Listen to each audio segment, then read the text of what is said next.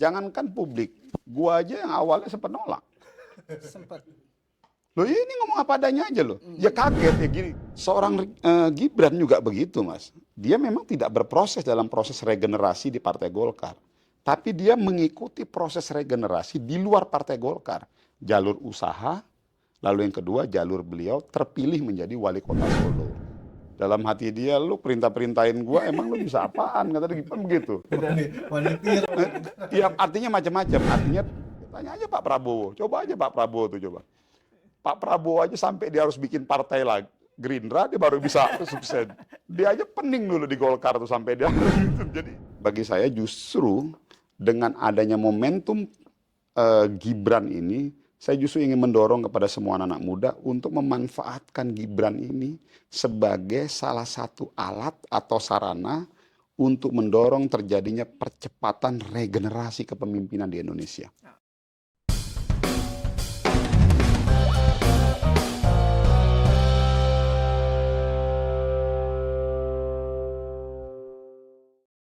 Hai sobat-sobat RM, senang sekali kembali menjumpai Anda dalam podcast Ngegas di Rakyat Merdeka bersama saya Ujang Sunda dan rekan saya Sis.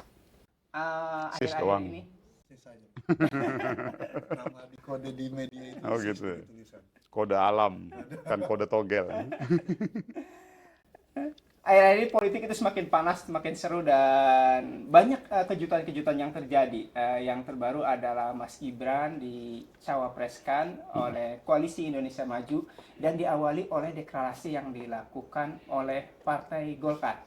Nah, di podcast kali ini kita akan menghadirkan siapa dan membahas apa? Nah ini yang tadi kita datangkan ini kebetulan dari Golkar, petinggi juga, dia dari Bapilu Golkar, Ketua DPD Golkar Kalimantan Barat, juga tokoh muda Golkar. Jadi cocok ya untuk membahas dengan Gibran. Kita yang diusung Golkar ini.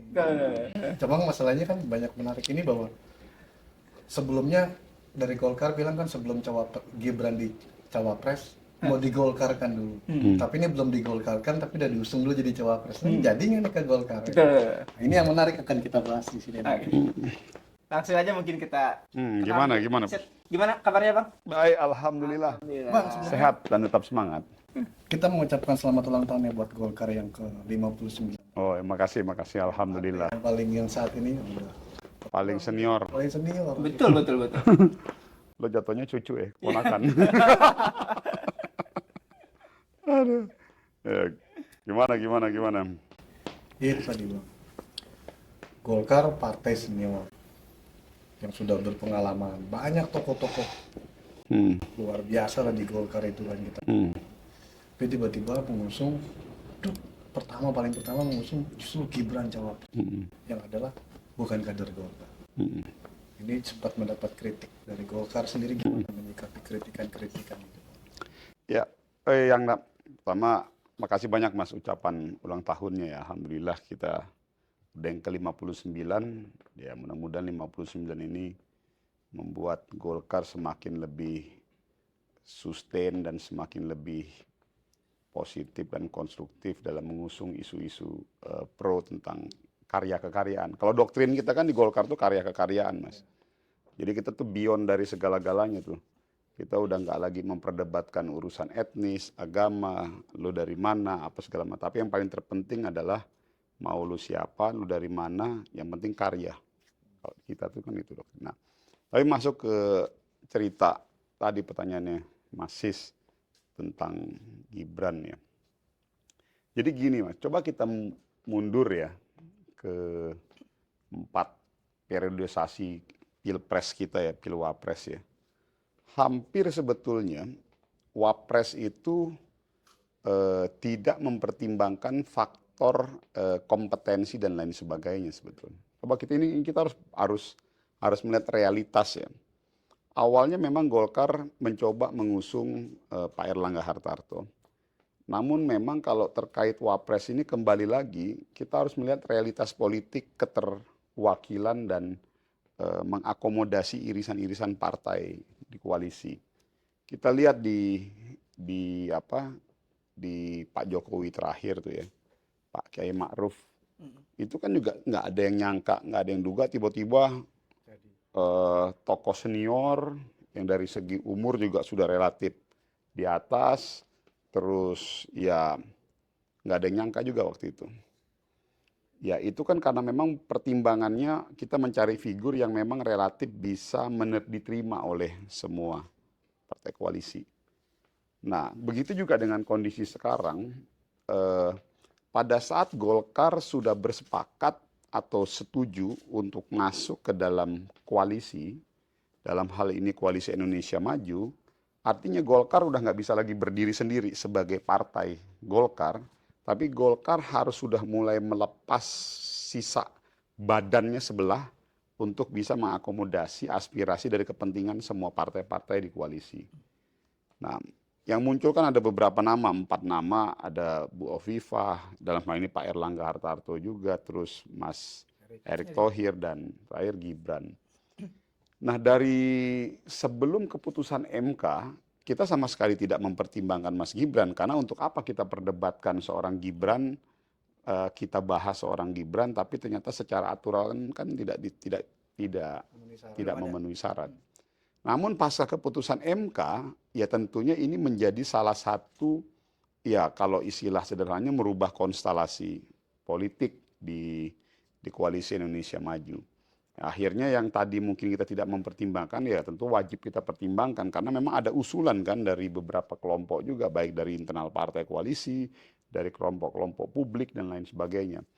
Nah memang setelah kita lihat, terlepas dari kontroversinya dari umur ataupun tidak umur, kita bicara realitas dulu nih, kita bicara realitas politik di Koalisi Indonesia Maju, ya memang figur nama Gibran akhirnya relatif bisa diterima oleh semua partai, gitu loh, oleh semua partai koalisi, terlepas, jadi memang realitas politik yang terjadi di periode-periode sebelumnya memang terjadi kembali hampir di semua partai kan, di koalisi.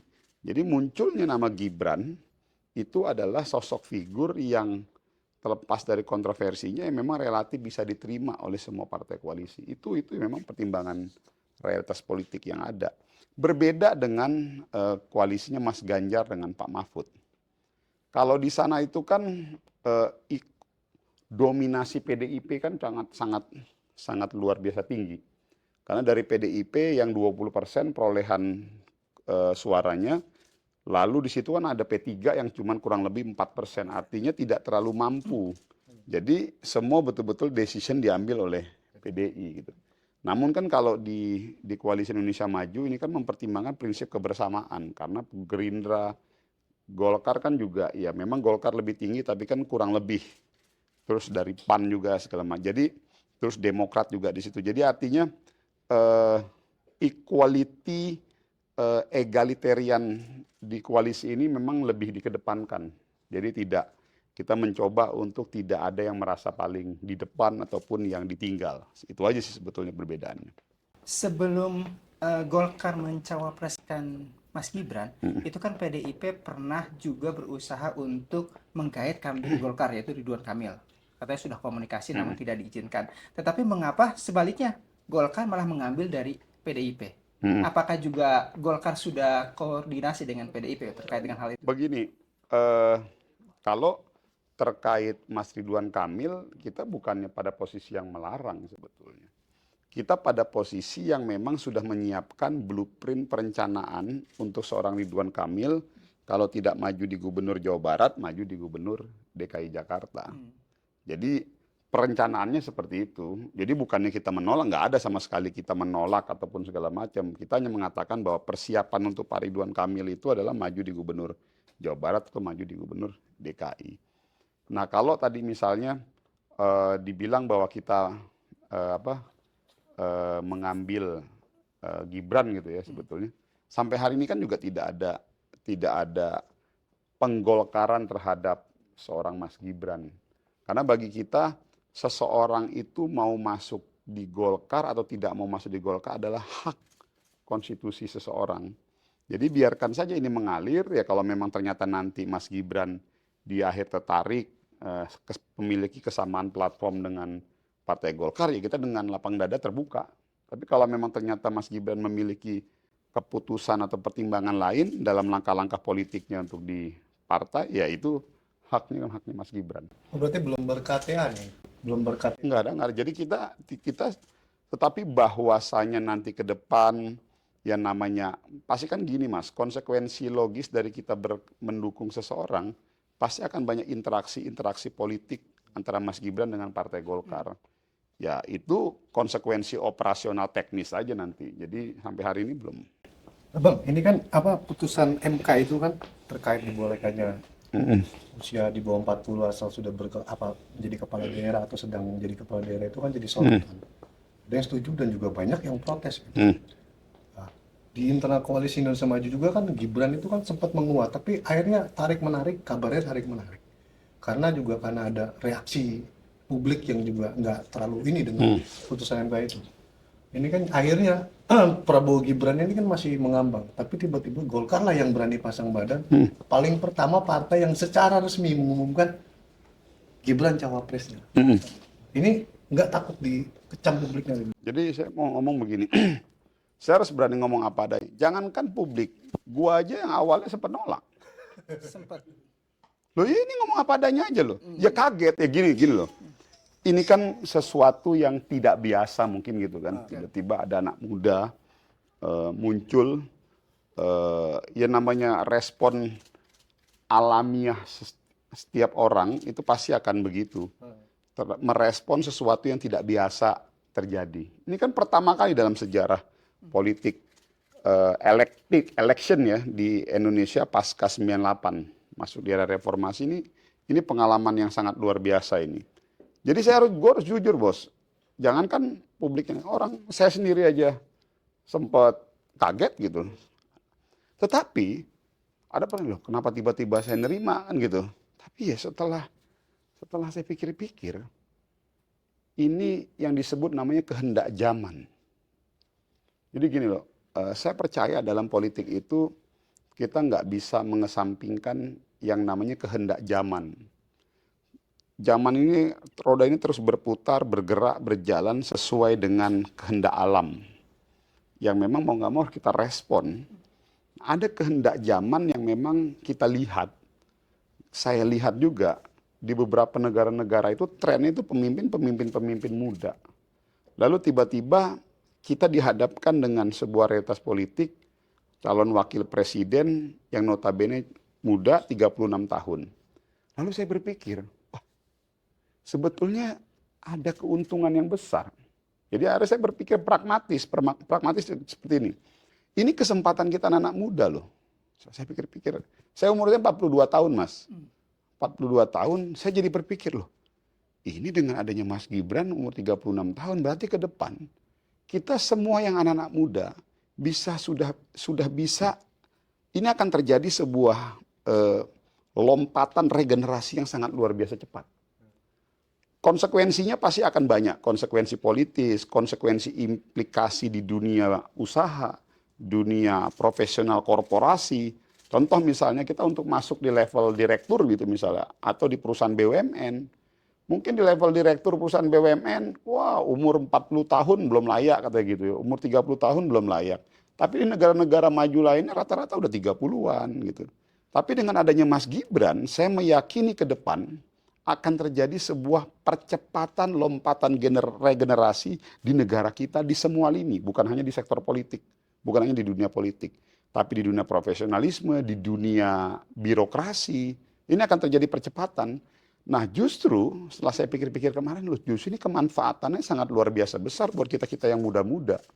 Kita anak muda itu ada kurang lebih 70 jutaan seluruh Indonesia, yang selama ini masih dilihat sebelah mata. Ya sebagai contoh tadi, ini kan sifat alami natural manusia pada saat melihat sesuatu yang tidak biasa, ada anak muda tiba-tiba muncul, pasti komunitas itu akan otomatis, wah ini apaan sih gitu. Sama halnya dengan anak muda, coba deh kita lihat deh. Kita punya adik-adik kita, teman-teman kita, junior-junior kita segala macam, di umur sekian, tiba-tiba dapat pada posisi tertentu, terkadang kita masih melihatnya sebelah mata. Nah sekaranglah saatnya mungkin kehendak zaman ini akan merespon realitas-realitas kehidupan yang terjadi seperti itu. Poin yang saya mau lihat akhirnya kenapa akhirnya saya setuju. Saya diskusi dengan teman-teman muda-muda yang ada di Partai Golkar dan saya diskusi dengan Ketua Umum. Saya lihat ini sebuah langkah positif untuk mendorong percepatan regenerasi kepemimpinan di semua sektor.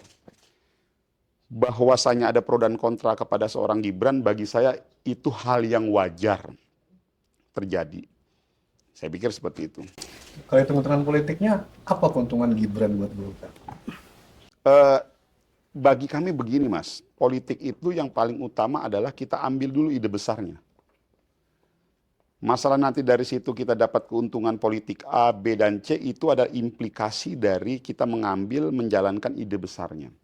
Poinnya ada ide besar yang kita mau lihat, yang kita ambil, kita respon dan mau kita dorong. Bahwa hari ini adalah momentum kesempatan kepada semua anak muda. Kalau kalian semua ingin terjadi percepatan lompatan regenerasi di semua lini, sekaranglah momentum dan kesempatannya. Terlepas dari Gibran itu mau anak presiden kah, mau dari politik dinasti kah, dan lain sebagainya, saya mau sampaikan begini, di era demokrasi, politik dinasti itu tidak berlaku, Mas. Karena dengan elected system, misalnya begini, gua anak presiden, gua anak gubernur, gua anak bupati, gua anak si A atau si B. Tapi kalau memang masyarakat nggak mau milih, nggak bakal dipilih juga. Banyak kok contoh-contoh kasus gitu. Jadi artinya justru ide besarnya tadi itu kita lihat, oh justru ini kesempatan kita untuk coba memberikan peluang kepada seluruh anak muda untuk memanfaatkan momentum ini. Ya bahwa dari situ direspon secara positif oleh generasi-generasi muda, bagi kami dari Partai Golkar, ya ini adalah peluang, ya tadi bahwa nanti ada kemanfaatan secara politik direspon secara positif oleh anak-anak muda, yaitu mungkin yang bisa kita coba tawarkan. Di Pileg Golkar menargetkan 20% suara, itu target yang sangat tinggi. Sedangkan di Pilpresnya Golkar tak ada kader yang dimajukan. Lalu strategi apa yang akan digunakan Golkar agar pencawapresan Gibran itu berdampak positif kepada Golkar sehingga target tersebut bisa tercapai? Sebetulnya sih nggak ada strategi yang terlalu bagaimana ya, karena begini. Coba kita mundur ya ke belakang, Pileg yang terakhir. Itu Pileg yang terakhir di tahun 2019. Golkar itu baru recovery kurang lebih 8 bulan, 10 bulan pasca konflik. Kan kita ada dinamika itu kan dari Pak Abu Rizal Bakri, Pak Agung Laksono, lalu Pak Novanto dengan kasus hukumnya berganti ke Pak Erlangga, lalu ada Pak Idrus Mao, macam-macam itu. Jadi kita total itu hanya punya waktu kurang lebih sekitar 1 tahun lah efektif untuk persiapan menuju Pileg. Alhamdulillah kita masih bisa bertahan di 85 kursi. Bahkan kita duduk di peringkat kedua.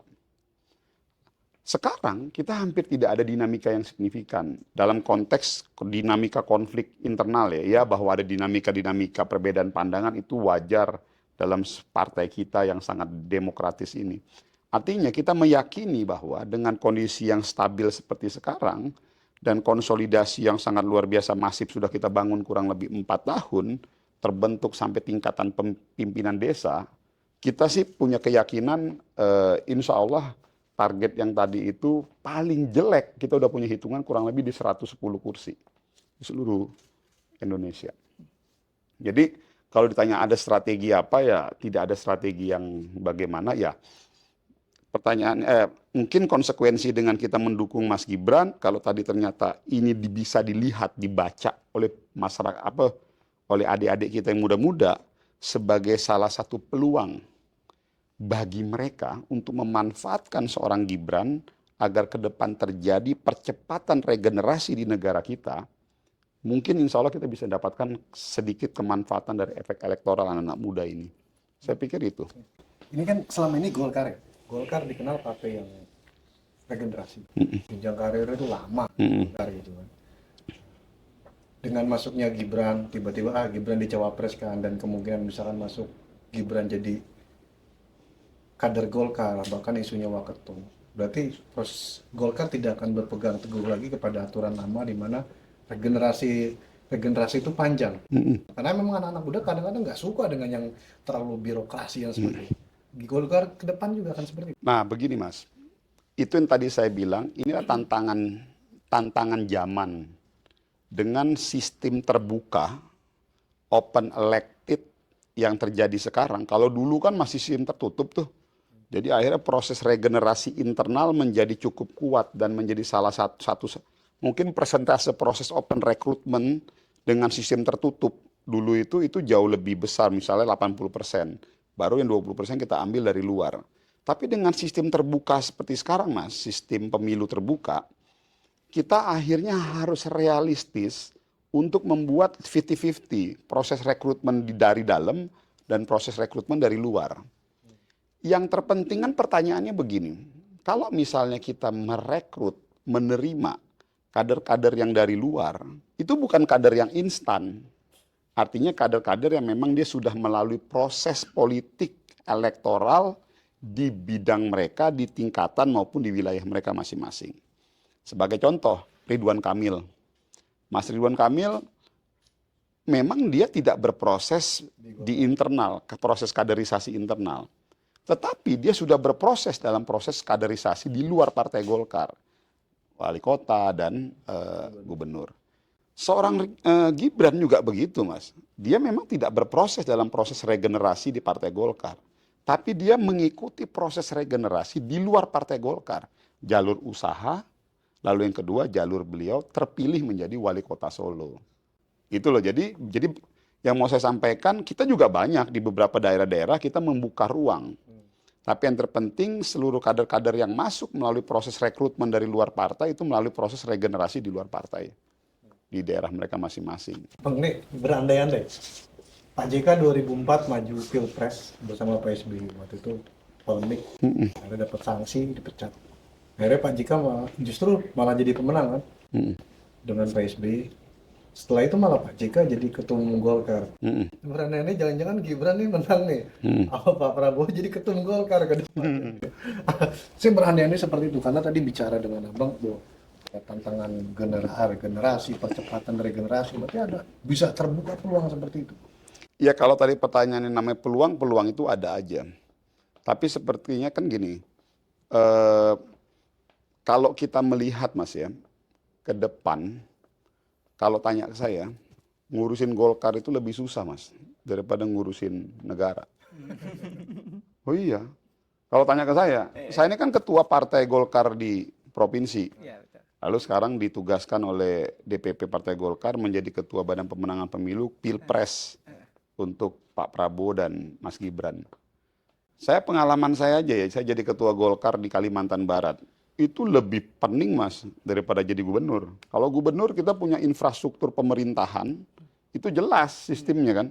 Apa perintah eksekutif, kan namanya eksekutif diperintah oleh gubernur atau wakil gubernur jalan itu. Tapi coba Partai Golkar. Ketua DPD 2-nya, ketua pengurus kecamatan, pengurus di DPD 1-nya nggak digaji. Dalam hati dia, lu perintah-perintahin gua, emang lu bisa apaan? Kata dia begitu.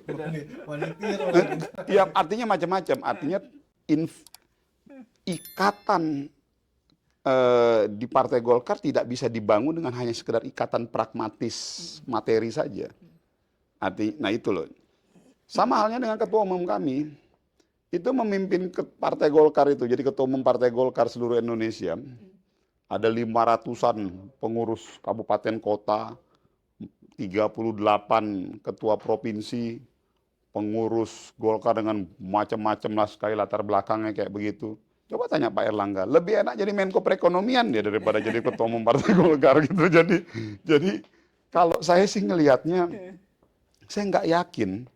Kalau misalnya ini andai-andai tadi kan mau bilang, oh ya nanti kalau Gibran jadi wakil presiden, mau bisa aja ngambil ketua umum partai. Gue nggak yakin tuh dia mau ngambil. Berat banget. Gue sih nggak yakin. Gue punya keyakinan, gue punya feeling dia gue nggak yakin. Adeknya aja tiba-tiba jadi ketua PSI. Ya kalau PSI kan beda, Mas. Sekarang gini, kalau PSI oke lah.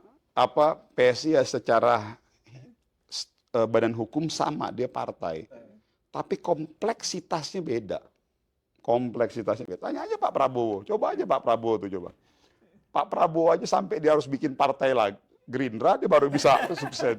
Dia aja pening dulu di Golkar tuh sampai dia gitu. Jadi Karena nggak menang konvensi. Jadi, tapi ya kita nggak pernah tahu, tapi kalau saya sih melihatnya begitu. Bang, ini soal tadi disinggung soal dinasti politik. Saat ini kan resistensi dari sebagian dari masyarakat, sebagian dari elit kan lumayan tinggi terhadap dinasti politik. Isunya terus digulirkan. Nah, langkah Golkar untuk mengcounter ini seperti apa sehingga isu ini tidak mengganggu pencawapresan Mas Gibran? Saya mau sampaikan ini dulu, Mas. Publik misalnya, tapi tinggal ada pertanyaan, publik yang mana? Itu kan ada pertanyaan. Oke, kita setuju bahwa ada penolakan publik, misalnya gitu ya, terhadap dinasti politik dinasti. Atau saya turun lagi ke bawah, pertanyaannya publik yang mana? Publik banteng. Itu loh. Jadi jangan kalau tanya ke publiknya pendukungnya Mas Anies dan Mas Caimin, ya pasti digoreng kan gitu. Tanya ke publiknya Mas Ganjar kan gitu, pasti digoreng kan gitu. Artinya dalam situasi politik seperti sekarang, kita harus memilah lagi publik yang mana.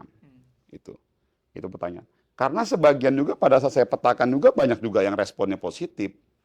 Terutama di kalangan-kalangan generasi.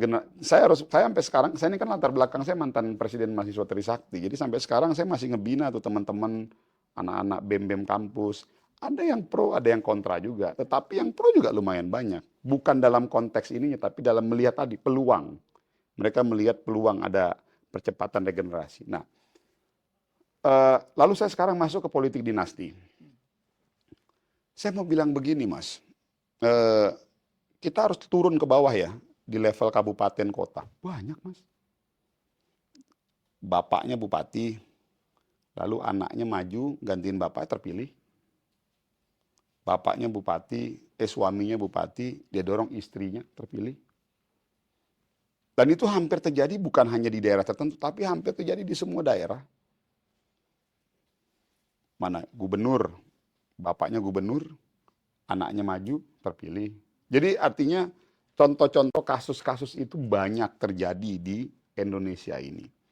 Nah, artinya yang mau saya lihat begini, politik dinasti bukan sesuatu yang jelek. Jangan langsung di-framing seakan-akan politik dinasti itu sesuatu yang jelek. Karena toh juga banyak kepala-kepala daerah melalui jalur politik dinasti terpilih gitu loh. Nah, yang terpenting hari ini adalah apakah politik dinasti yang terjadi itu direspon secara positif nggak oleh masyarakat? Dimakan tidak oleh masyarakat? Dipilih nggak oleh masyarakat? Jadi di era demokrasi sekarang kembali lagi kepada publik, kepada masyarakat. Jadi saya tidak melihat itu sebagai sesuatu masalah yang terlalu serius. Karena bagi saya di dalam situasi sekarang 4 bulan ke depan setiap kelompok pasti dia akan membangun framingnya masing-masing. Tetapi rakyat Indonesia itu pasti cukup jeli dan cukup cerdas dan pintar melihat politik dinasti yang seperti apa.